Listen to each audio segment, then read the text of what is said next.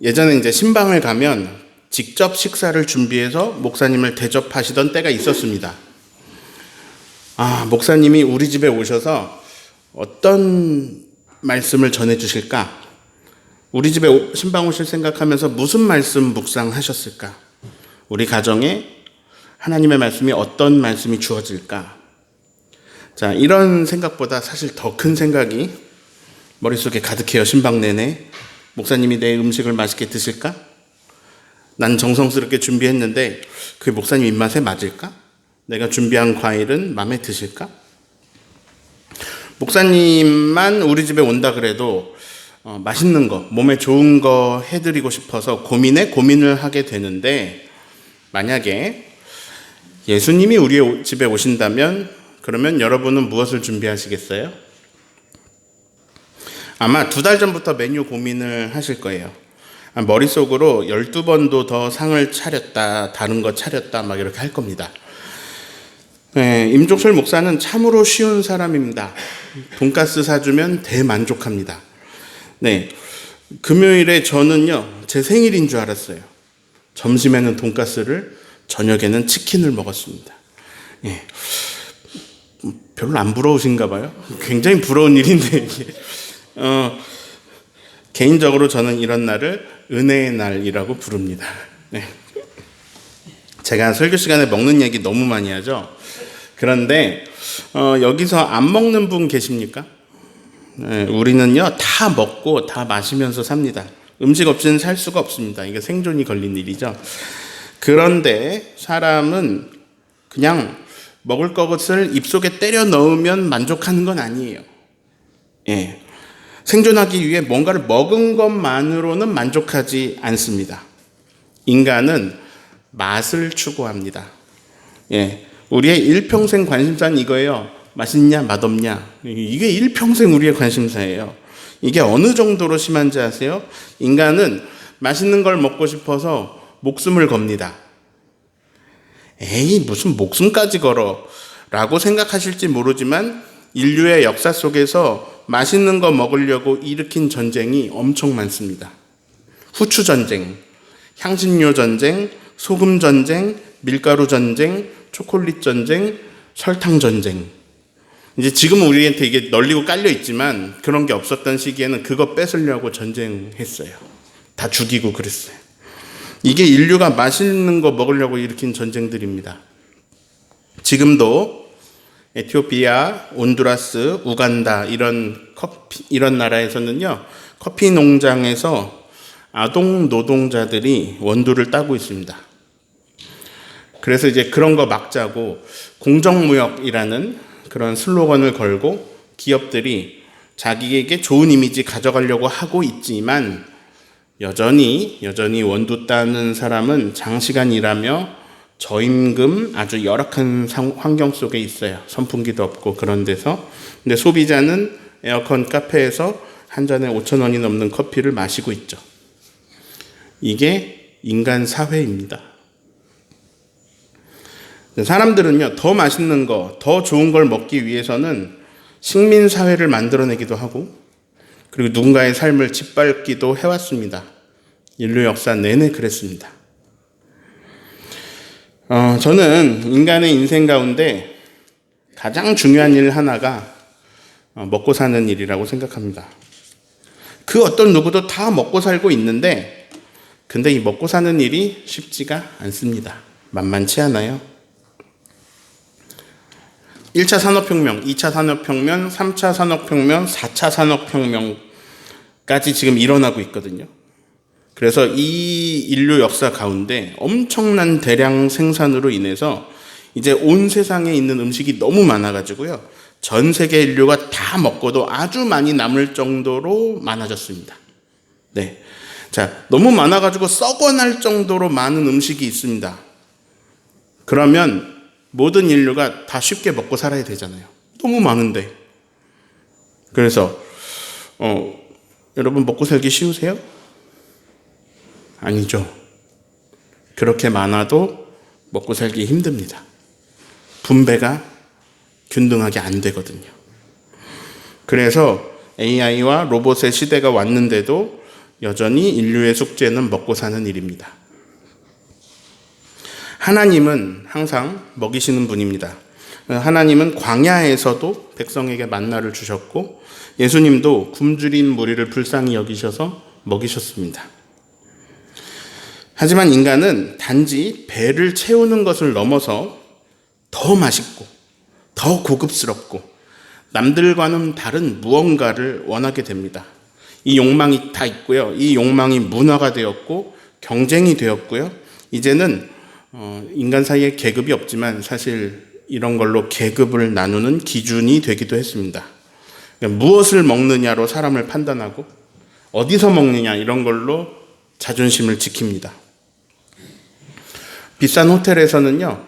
3-500ml가 6,000원입니다. 매일 초호화 크루즈 그 배를 타고 맨날 그런 거 먹고 막 똑같은 물도 6,000원에 먹고 8,000원에 먹고 하는 그런 사람이 위대한 사람인 것처럼 가치관이 형성됩니다. 그런데 신기하죠? 사람 많이 살아야 겨우 120년 사는데요. 500년을 펑펑 돈을 계속 쓰면서 살아도 다 못 쓸 만큼 그렇게 큰 부를 이룬 사람도 막 계속 되게 행복하고 만족하고 해 보이지는 않습니다. 자, 이걸 연구한 결과가 있어요. 사람이 재산이 늘어나면요. 사람들이 다 좋아해요. 싫어하는 사람 아무도 없어요. 재산이 늘어나면 다 좋아합니다. 근데 어느 지점을 넘어서면요. 만족도가 재산이 많아질 때 만족도가 이렇게 올라가다가 어느 지점을 넘어서면 이렇게 꺾입니다. 만족도가.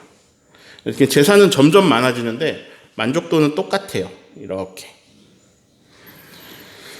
여기서 알 수 있어요. 사람은 재물보다 큰 존재입니다. 자, 만약에 100억이 있으면 하루에 20끼 드실 건가요? 아니요, 못하죠. 제가 하루에 5끼 먹잖아요. 그러면은 제가 그 100억 부자보다 많이 먹잖아요. 제가 위너 아닙니까? 네. 자, 그래서요. 100억이 있어도요. 돈가스 한 번 먹고 치킨 한 번 먹으면 하루 끝나는 거예요. 주어진 시간은 되게 짧고요. 비싼 음식을 먹을 수 있게 되긴 할 겁니다. 막 한 끼에 30만 원짜리 식사를 평생 해도 나는 자산이 더 늘어난다. 이런 부자가 되었다 하더라도 지금보다 만족도가 월등히 높진 않을 겁니다. 막 행복도가 월등히 높지 않을 겁니다. 지금보다. 왜냐하면 사람은 그런 존재입니다. 맛있는 걸 먹고 좋은 옷을 입고 좋은 집에 살아도요. 마음은 여전히 허전합니다. 왜일까요? 그건요. 음식이나 환경의 문제가 아닙니다. 우리 안에는 채워지지 않는 무언가가 있어요. 뭔가 채워지지 않는 게 있습니다. 이것을 저는 오늘 조금 유식해 보이려고 존재의 허기라고 불러보겠습니다. 우리에게는 존재의 허기가 있습니다. 허기가 있어요. 이 허기는 한우 꽃등심으로도 좋은 집으로도 막 엄청난 은행 잔고로도 채워지지 않습니다. 그리고 이 존재의 허기는요. 사람들의 박수로도 막 인기로도 칭찬과 환호로도 채워지지 않습니다. 이 존재의 허기는 높은 자리에 올라서 명예를 가져도 채워지지 않고요. 권력을 가진다고 해도 채워지지 않습니다. 근데 이제 막 아까 말한 환호, 칭찬, 명예, 권력, 막 건강 이런 거 다 가진 사람들이 있을까요? 있어요. 역사상에 그런 사람들이 존재하는데요. 그들은 그걸 다 가지고도 채워지지 않는 허기에 허덕였습니다. 역사가 다 증명하고 있어요. 그리고요. 그걸 모든 걸 다 가졌던 사람, 특히 지혜 부분은 전무후무하게 가졌던 사람이 솔로몬이에요. 그 솔로몬이 말합니다. 헛되고 헛되다 모든 것이 쓸데없고 다 헛되다. 전도서 말씀이에요. 우리는 단지 먹고 살기 위해 지어진 존재가 안 됩니다. 우리는 뭔가 더 큰 것, 더 높은 것, 더 가치 있는 걸 추구하게 돼 있어요. 왜냐하면 우리가 그렇게 만들어졌기 때문입니다. 자, 오늘 설교 제목을 예수님의 먹방이라고 지었습니다. 너무 경거망동한가요? 예수님이 하나님이시지만 사람으로 오셨기 때문에 만약에 지금 시대였다면 수많은 사람이 예수님을 카메라로 찍을 거예요. 예수님은 사람이시니까 드셔야 되고요. 자연스럽게 예수님은 먹방을 하셨을 거예요. 오늘은 요한복음 4장의 이야기입니다. 여기는 유명한 사마리아 수가성 여인과의 대화가 기록되어 있죠. 오늘 말씀은 그 뒷부분 말씀입니다. 유대인들은요, 사마리아 지역으로 안 갑니다. 사마리아 사람들 되게 무시하고 되게 싫어하거든요. 그래서 상대도 안 하려고요, 상종을 안 하려고 삥 돌아갑니다, 사마리아를. 근데 예수님은요, 일부러 사마리아 지역을 통과하여 가십니다. 누군가를 만나시기 위하신 것 같아요. 누군가를 1대1로 만나실 것처럼 예수님은 제자들을 어디로 보냅니다. 먹을 거 사와. 이렇게 지금으로 말하면 마트 같은 데 보내셨어요. 먹을 거 사오. 그래서 먹을 것을 사러 보내시고 홀로 남으십니다. 그리고 그 시간에 사마리아 여인을 만나서 놀라운 생명수 얘기를 꺼내십니다. 예배에 대해서도 말씀하시죠. 근데 오늘은 이제 거기가 아니니까 건너뜁니다. 자, 먹을 것을 사러 갔던 제자들이 예수님한테 와서 말합니다. 랍비요, 선생님, 극존칭이에요. 뭐라도 드셔야죠. 자, 이거 선생님을 존경하고 사랑해서 드린 말씀입니다. 배려해서 드린 말씀이에요. 그런데 예수님이 이렇게 말씀하십니다. 나한테는 너희가 모르는 양식이 있어. 32절을 읽습니다. 이르시되 내게는 너희가 알지 못하는 먹을 양식이 있느니라. 제자들은 당황합니다. 지금 사왔잖아요. 누가 몰래 드렸나? 우리가 없는 사이에 뭐 드셨나? 예수님이 대답하십니다. 34절을 읽습니다.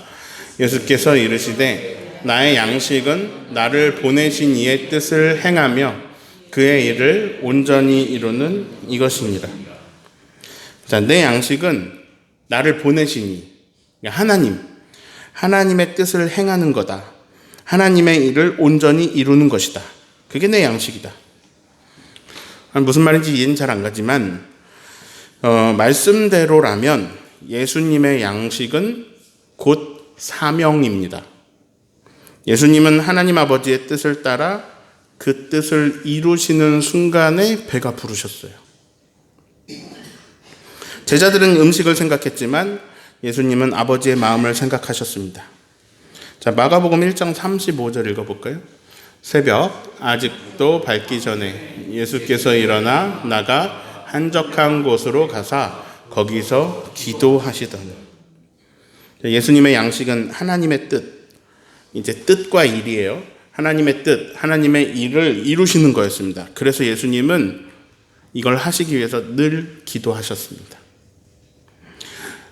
이렇게 한적한 곳에 가서 기도하시고요. 때로는 그 기도가요, 잔잔하고 평온한 기도가 아니었습니다. 정말 하나님 뜻을 이루시기 위한 가장 처절했던 기도, 겟세마네 기도를 좀 살펴볼까요? 누가복음 22장 44절을 읽습니다. 예수께서 힘쓰고 애써 더욱 간절히 기도하시니 땀이 땅에 떨어지는 핏방울같이 되더라. 예수님은 땀이 피가 될 정도로 힘쓰고 애써서 간절하게 기도하셨습니다. 그 내용은 이렇습니다. 알고 계시죠? 나의 원대로 하지 마시고 아버지의 원대로 되기를 원하나이다. 그게 그 기도의 내용이었어요. 그리고 우리는 결과를 알고 있습니다. 결국 예수님이 그 아버지의 원대로 되기를 바라면서 그 아버지의 뜻을 이루셨거든요. 심지어 다 이루셨습니다. 하나님 뜻을 다 이루셨어요. 자, 오늘은 양식에 대한 얘기를 하고 있으니까 양식으로 표현해 볼게요. 예수님은 자기에게 주어진 양식을 다 드셨습니다. 하나님의 일을 이루어야 되는 걸 다 하셨어요. 그리고요, 그분은 자기 자신을 우리에게 양식으로 내어주셨습니다. 이것은 너희를 위한 내 몸이다. 이것은 너희를 위한 내 피다. 우리는 무엇을 먹고 살아가고 있습니까? 뭐 먹고 살고 있나요? 우린 치킨일 수도 있고요. 사람들의 인정일 수도 있습니다. 사람들의 인정을 먹을 수도 있고요. 혹은 불안, 비교, 열등감, 막 이런 걸 먹고 살 수도 있습니다. 맨날 열등감 먹고 살고요. 맨날 불안 먹고 살고요. 예수님은 말씀하십니다. 내 양식은 하나님 뜻을 따르는 것이다. 동물들은 잘 보면요, 먹을 것을 위해 사는 것 같이 보입니다. 맨날 먹을 것만 찾아요. 근데요, 동물들도 배가 부르면요, 먹을 것 이상의 것을 원하기도 합니다. 강아지나 고양이 키워보신 분들은 아시겠지만 먹을 것만 준다고 모든 걸 채워주는 것이 아닌 것을 알 수 있어요. 산책을 같이 하거나 교감 같은 거를 동물들도 원해요. 동물들도 먹고 사는 것 이상의 것을 원하는데 사람이라는 존재가 먹고 사는 것으로 모든 게 채워지는 존재가 아니에요. 그래서 메슬로라는 학자가 이것을 사람의 욕구를 아주 깊이 연구해서 전 세계에 발표하기도 했습니다. 자, 아무도 먹고 사는 문제에서 자유로울 수 없습니다. 그러나 우리는 뭔가 더, 그게 뭔지 모르겠는데, 뭔가 더 깊은 차원을 살아갈 때, 뭔가를, 이 존재의 허기가 뭔가가 이렇게 닿아야 그 허기가 충족되는 존재들입니다. 근데 불행인지 다행인지 모르겠는데 우리가 먹고 사는 문제가 너무 힘들어가지고요, 겨우 먹고 사는 욕구 정도 채우고 살아요. 먹고 사는 게 힘들다 보니까. 그래서 그 위에 먹고 사는 문제가 해결되면 그 위에 나오는 욕구들이 많이 있거든요. 아까 말한 인기, 박수 받고 싶은, 인정받고 싶은, 환호받고 싶은 어떤 소속감의 욕구, 자아 실현의 욕구 엄청 많아요. 근데 그 상위 욕구들이 아직 많이 남아있고 이제 그게 우리한테 결핍이다 보니까 그게 채워져야 내가 행복하다라는 착각 속에 살고 있습니다. 그리고 내가 안 채워지는 부분을 자꾸 쫓아가면서 살아요. 우리는 그렇습니다. 근데 그걸 다 가져봤던 사람들 보니까 다 가져봤자 결국은 존재의 허기 속에 있을 수밖에 없어요. 왜냐하면 인간이 그렇게 창조된 존재입니다. 인간이 원래 그래요. 하나님 그렇게 만들었어요.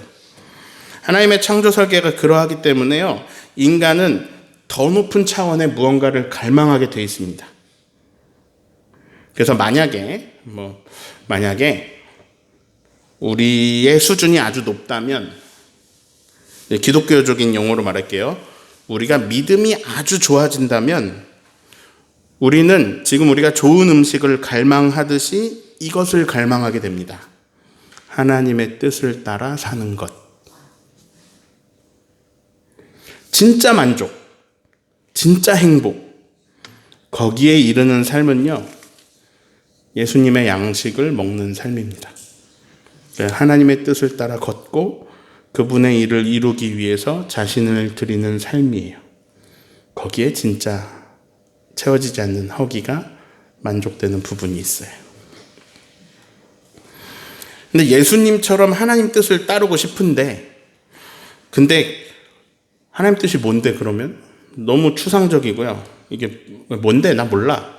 이렇게 느껴질 때가 있습니다. 그런데 하나님은 사실 그 뜻을 이미 우리에게 너무 분명히 알려주셨어요. 헷갈리지 않게, 더 이상 헷갈리지 않게 매우 정확하게 말씀하셨어요. 심지어 예수님은 이거를요, 요약해줬어요. 그게 뭐냐면 하나님을 사랑해라, 이웃을 사랑해라예요. 근데 이웃을 사랑하라에 단서가 붙었어요. 너의 몸같이, 내 자신과 같이 내 자신을 네가 사랑하듯이 이웃을 사랑해라. 그래서 이거는요, 사실 2가지 계명이 아니고 늘리면 3가지 계명입니다. 첫 번째, 하나님을 사랑해라. 마음과 정성과 뜻을, 목숨을 다해 하나님을 사랑해라. 그 다음에요, 자기 자신을 사랑하라가 들어있어요. 내가 나를 먼저 사랑해야 돼요. 그리고 나 자신을 내가 사랑하는 것 같이 이웃을 사랑하라고 하셨어요. 그런데 많은 사람이 2번을 못하거나 3번을 못합니다. 둘 중에 하나를 못해요. 2번을 못한 사람도 많고요, 3번을 못한 사람도 많아요. 자기 자신을 사랑하지 못하는 사람이 많아요. 근데 이게 먼저입니다. 그래야 남도 사랑할 수 있어요. 근데 남부터 사랑하려고 그래요. 나도 안 사랑하면서 이건 지속되기 힘듭니다. 에너지도 없어요. 하나님을 사랑하라. 이것도 쉽기도 하고 어렵기도 한데 아무튼 그래서 이 1, 2, 3이 다 더해진 딱 하나의 계명을 예수님이 세 계명으로 주십니다. 다 아시듯이 겨우 6글자예요. 서로 사랑하라. 예. 사랑입니다. 하나님 뜻은 사랑입니다. 자, 하나님 뜻을 이루시는 게 예수님의 양식이잖아요. 근데 그 하나님 뜻이 이루어지면 뭐가 이루어지냐? 사랑이 이루어집니다. 십자가에서도 사랑이 이루어졌고요. 부활에서도 사랑이 이루어졌고, 다 사랑이 이루어집니다. 자, 그래서요. 원인은 사랑입니다. 원인이 사랑이에요. 그리고 과정이 사랑입니다. 그래서 결과가 사랑입니다. 이런 거예요. 하나님 뜻은. 그러니까 옛날에 링컨이 이런 연설을 했어요. 국민에 의한, 국민을 위한 뭐 이런 얘기를 했어요. 굉장히 전 세계를 바꿔놓는 연설이 됐는데 사랑에 의해서 사랑을 위해서 이 원인이 사랑이고 과정도 사랑이고 결과가 사랑인 그런 것이 하나님의 뜻입니다. 그래서요, 우리를 향한 하나님의 뜻은 사랑입니다. 그리고 하나님은요, 사랑이십니다. 근데 사랑은요, 단순하게 이렇게 막 좀 좋은 감정 이런 게 아니에요. 그건 되게 작은 일부예요. 사랑은 때려치고 싶은 것이기도 합니다. 처음부터 그래요. 사랑은 오래 참고. 때려치고 싶죠? 오래 참고 싶어요? 때려치고 싶죠? 사랑은 온유하며 자랑하지 않고 시기하지 않고 모든 것을 견디고 이런 거요. 쉬운 거 하나도 없습니다. 사랑은 쉽지 않습니다. 근데 그 사랑을 잘 해나가는 방법을 예수님이 오늘 기가 막힌 비유로 알려주신 게 아닐까 싶어요. 그 뭐냐면 양식처럼 매일 먹는 겁니다. 우리 삶의 방식이 매일 하나님의 뜻, 근데 그 사랑이죠. 하나님의 뜻인 사랑을 이루기 위한 뭔가의 작은 것, 이 작은 것을 매일 하는 것, 매일 먹는 방향으로 가야 된다는 거예요. 서툴죠. 때로는 오해받고 상처받기도 하지만 우리는 여전히 계속 사랑을 이루는 것을 양식처럼 매일 먹으며 살아야 할 존재들입니다. 이건 예수님만 그렇게 해야 되는 게 아니에요. 우리도 하는 거예요. 그래서 한 사람 더 안아주고 한 사람 더 기다리고 한 사람 더 용서하는 것, 그렇게 예수님 닮아가는 삶에 거기에 진짜 만족이 있고 진짜 배부름이 있어요. 하나님이 그렇게 설계하셨어요. 이것은 헛되지 않습니다. 결국 우리가 죽을 때요, 우리에게 남는 게 뭐냐? 우리 죽을 때 우리가 뭐 맛있는 거 먹었냐 이런 거 남는 게 아니에요. 우리에게 남는 거는 우리가 사랑한 순간들입니다. 사랑했던 순간들. 내가 받은 사랑이 남는 거고요. 부모님 돌아가실 때 깨달아요. 내가 받은 사랑을. 내가 받은 사랑이 남고요. 내가 누렸던 사랑이 남고요. 내가 흘려보낸 사랑이 남아요. 사랑에 의해 했던 것들, 사랑의 과정으로 했던 것들, 사랑의 결과물들만 남아요. 딴 건 다 무의미해집니다. 결국 우리는 사랑을 갈망하고 있습니다. 이건 하나님의 창조 설계 자체가 그래서 여기서 벗어날 수 없어요. 우리는 다 그걸 갈망하고 있어요. 매일 밥을 먹듯이 매일 사랑을 이루기 위한 작은 무언가를 하는 것, 사랑을 이루기 위한 작은 무언가를 매일 하는 것, 이게 예수님을 따르는 삶입니다. 하나님은요, 사랑을 매일 먹여주십니다. 우리가 어떤 양식을 실제로 먹고 있는지 시편 37편 3절 읽어볼까요? 여호와를 의뢰하고 선을 행하라. 땅에 머무는 동안 그의 성실을 먹을거리로 삼을지어다. 우리는 오늘도 하나님의 성실하심을 먹고 있습니다. 인식하지 못하고 있어도 그래요. 오늘도 그분이 내 심장을 뛰게 하십니다. 하나님께서 지구와 태양과 달의 거리를 완벽하게 하셔서 오늘 내가 한 번에 호흡을 할 수 있는 거예요. 온도, 습도 이런 게 맞으려면 완벽해야 되거든요. 성령님은 우리 수준에 맞춰주세요. 우리 눈높이에 맞춰주세요. 그래서 우리로 사랑하게 하십니다. 사랑 에너지를 주시고요. 우리가 사랑하게 하시는 분이 성령님이에요.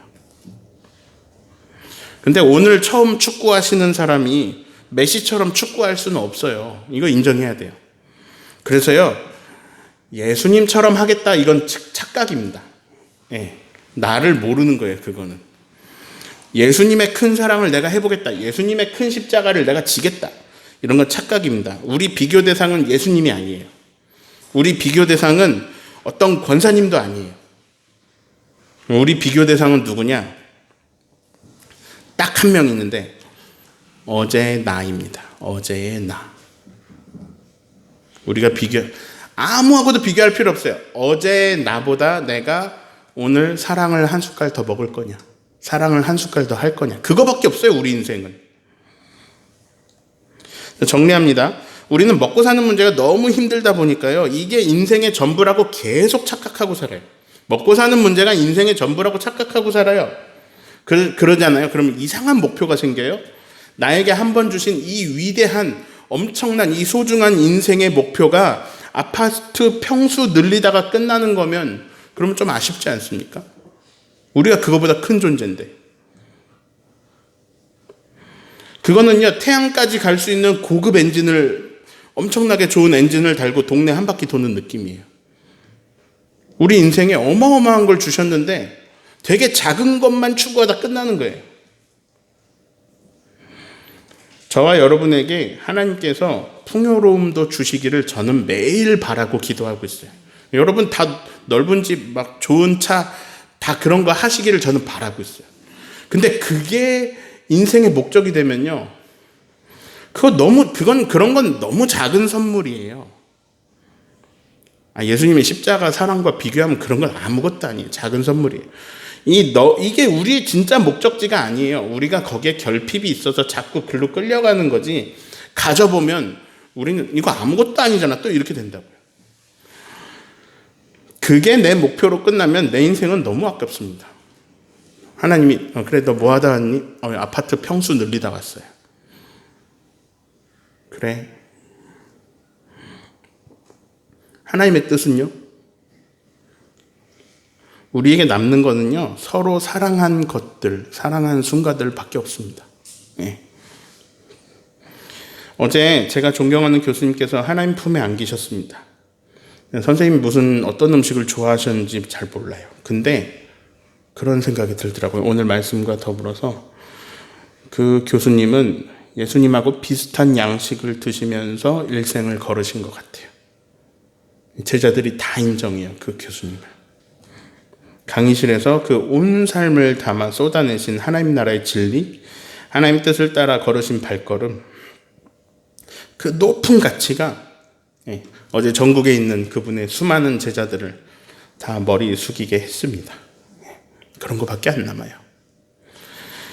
하나님의 뜻이 땅에서도 이루어질 때, 하나님 뜻은 땅에서 이루어집니다. 그때의 도구가 되는 저와 여러분 되시기를, 그래서 늘 밥을 먹듯이 오늘 한 사람을 안아주시기를 예수님의 이름으로 축원합니다.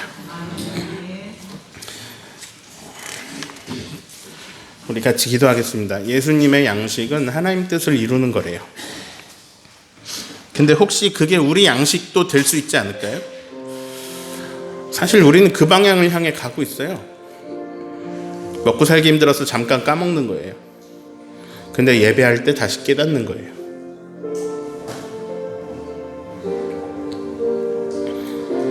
하나님, 내 안에서, 내 삶에서 하나님 뜻이 이루어지게 해주십시오. 이렇게 기도하겠습니다. 하나님, 우리 가정에 하나님의 뜻이 이루어지게 해주십시오.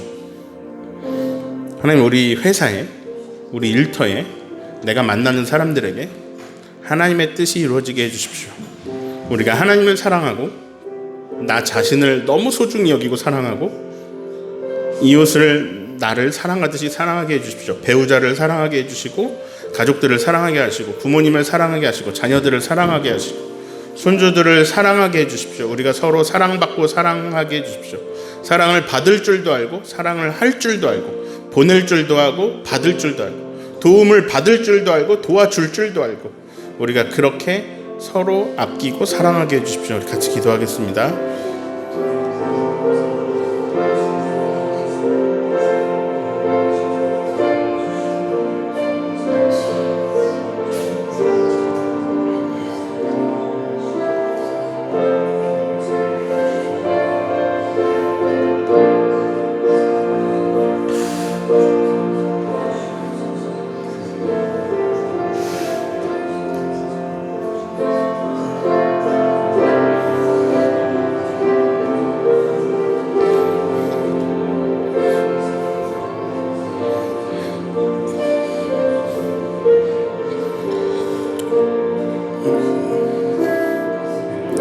이 시간에 이런 걸 생각해 보겠습니다. 내가 날마다 밥을 먹듯이 어제의 나보다 조금 더 사랑할 수 있는 내가 되려면 뭘 해야 될까?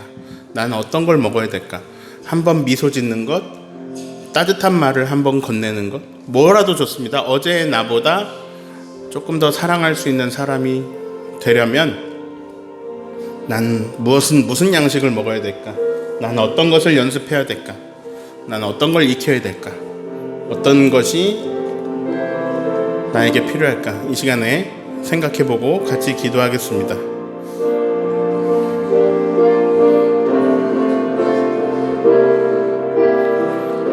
어떤 사람은 그게 설거지를 한번 하는 게 될 수도 있고요. 어떤 사람은 그게 우산을 한번 씌워주는 게 될 수도 있습니다.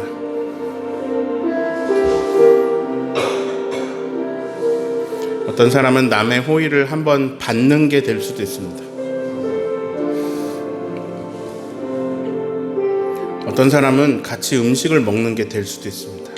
하나님, 제가 하나님의 뜻을 이루는 게 내 삶 속에서 하나님의 뜻이 이루어지는 게 내가 예수님처럼 도구로 순종하며 쓰임받는 게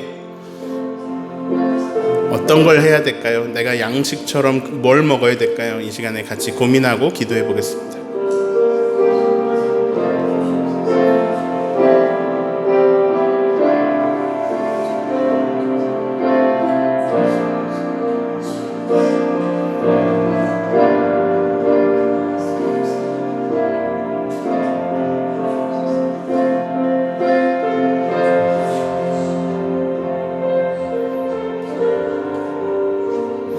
하나님 뜻 이루시기 위해서 예수님도 기도하셨습니다. 우리도 기도해야겠죠. 하나님, 저에게 기도하는 습관도 주세요. 내가 밥을 먹듯이 내가 기도하게 해주세요. 내가 매일 3번 밥은 먹는데 2번 밥 먹는데 내가 하루에 2-3번은 기도하게 해주세요. 이렇게 기도하는 습관을 위해서도 이 시간에 같이 생각해보며 기도하겠습니다. 내가 하나님의 뜻을 뭔지 분별하고 생각하는 시간이 하루에 한 번이라도 있게 해주십시오. 무엇이 하나님의 뜻인가? 어느 게 사랑인가? 분별하는 시간이 하루에 한 번 이상 되게 해주십시오. 같이 기도하겠습니다. 어제의 나보다 조금 더 성장하기를 바랍니다.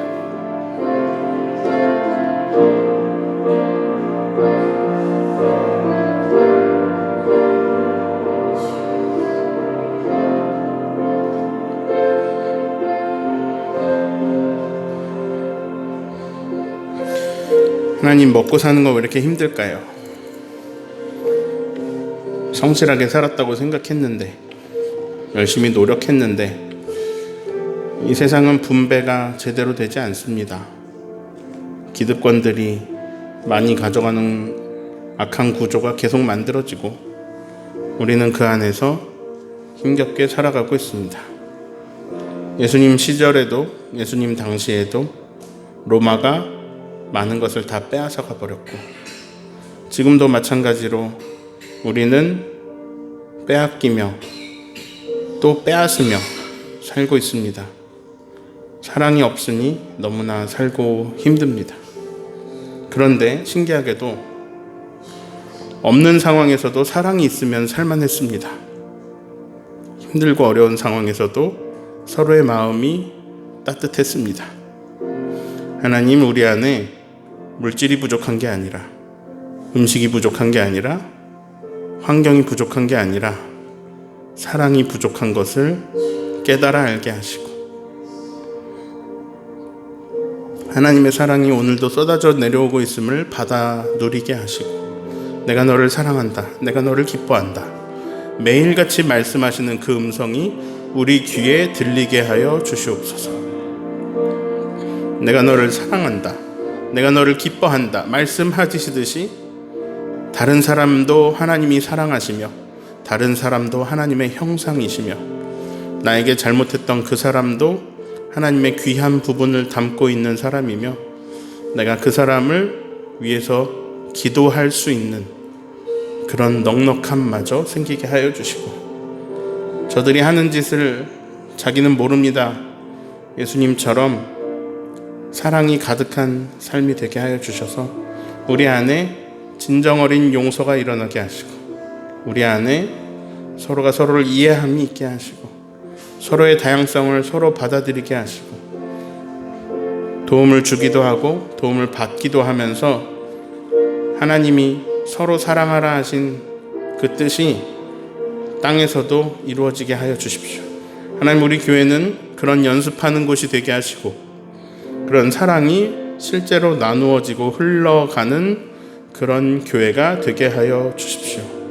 우리 교회 예배들이 그런 사랑을 확인하고 사랑을 받고 있음을 깨닫는 예배들이 되게 하시고, 우리 교회의 모든 행사, 야외로 나가는 나들이나 모든 것 속에서 하나님의 사랑이 실천되게 하여 주십시오. 내게 있는 작은 사랑을 다른 사람에게 흘려보내는 연습이 일어나게 하시고, 그래서 우리가 서로 사랑하는 이로써 너희가 내 제자인 줄 알리라 하시는 주님의 뜻이 내 인생에서도 멋있게 일어나는 것을 우리가 볼 수 있게 하여 주십시오. 어제의 나보다 조금 더 성장한 내가 될 때 내가 만족스럽고 기뻐한 것을 알 수 있게 하시며, 결국 우리 안에 놀라우신 사랑으로 우리를 덮으시는 하나님의 사랑을 따라 우리도 그 길 따라 하루하루의 양식을 먹으며 따라가게 하여 주십시오. 가족을 사랑하지 못했습니다. 왜 이렇게 미울까요? 왜 이렇게 힘들까요? 왜 우린 이렇게 안 맞을까요? 하나님, 서로 성장해서 서로 보듬어 가게 하여 주시옵소서. 주신 것에 감사하며 예물을 드립니다. 10분의 1로 또 감사의 제목들로 선교로 주정으로 하나님께 드리오니 하나님의 뜻이 이루어지는 곳에 이 예물이 사용되어 하나님의 이름이 높임을 받아 주시옵소서. 다 같이 일어나겠습니다. 축복 기도하겠습니다.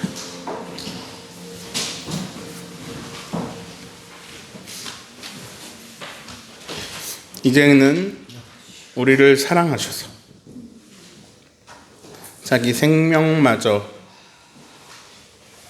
십자가에 내어주시려고 우리에게 오신 우리 구주 예수 그리스도의 은혜와 사랑하셔서 가장 좋은 것 주고 싶어서 결국 하나님 나라 우리에게 약속하시고 그 하늘 생명책에 우리의 이름을 기록해 주시는 하나님의 극진하고도 놀라우신 그 사랑과 정말 부족한데 우리 눈높이에 맞춰서 어제의 나보다 조금 더 사랑으로 성장할 수 있게 도우시는 성령님의 감동, 성령님의 감화, 성령님의 위로, 성령님의 교통, 성령님의 소망 주심, 성령님의 우리 안에서 깨우치심이 주님 앞에 나와 사랑의 양식을 먹었던 예수님처럼 우리도 하나님의 뜻을 우리의 양식으로 삼아 어제의 나보다 한 걸음 더, 한 발자국만 더 성장하고 발전하기를 바라며 그렇게 하나님 앞에 도와달라고, 성령님 나를 기름 부어달라고 머리 숙여 간절하게 하나님을 찾는 하나님의 권속들 머리 위에, 그 가정 위에, 일터 위에 오늘도 기도조차 하지 못하는 지극히 작은 자 한 사람들 머리 위에 지금부터 영원토록 함께 하시기를 예수님의 이름으로 축원합니다.